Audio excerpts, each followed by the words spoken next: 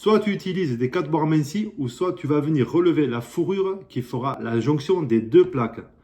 C'est-à-dire sur la longueur du 120, tu auras une fourrure tout le long et là tu vas pouvoir relever ta fourrure de 3 mm. Mais par rapport à cette fourrure, il faudra que de part et d'autre, tu mettes une autre fourrure qui soit située entre 20 et 25 d'un côté et 20 et 25 de l'autre. Celle-là, elle sera à la même hauteur que les autres. Pourquoi? Parce que si tu relèves seulement la fourrure qui fait la jonction des deux plaques, ben, tu vas te retrouver, du coup, vu que tu auras ton ossature, ta fourrure à 50 cm et l'autre, elle sera située aussi à 50 cm, ça veut dire que tes plaques vont relever en gros sur 50 plus 50, 1 mètre. Si par contre, de part et d'autre de cette fourrure-là, tu as une fourrure qui est située à 20-25 cm d'un côté, 20-25 cm de l'autre, en fait, tes plaques seront relevées entre 40 et 50 cm grand max. Et là, du coup, quand tu vas pouvoir mettre ta bande, tu vas pouvoir la coller, la charger. Et si tu vérifies avec une règle, eh ben, tu ne seras pas en surépaisseur.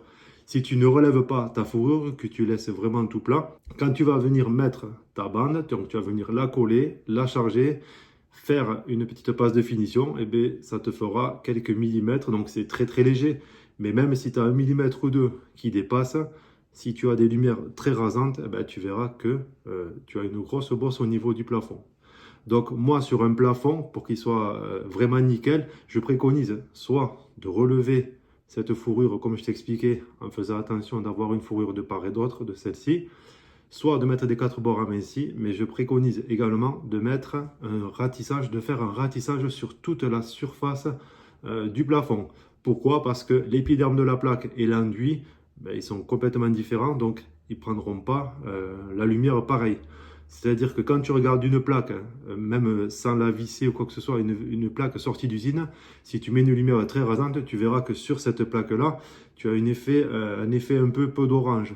Et si tu mets de l'enduit dessus, bah, du coup, ça viendra le lisser. Donc, tu verras que le support, en fait, il y a une différence de support entre l'enduit et l'épiderme de la plaque. Donc, je préconise de faire un ratissage complet. Comme ça, on a le support qui est vraiment uniforme. J'espère que j'ai pu répondre à ta question. Je te dis à très bientôt. À plus, ciao.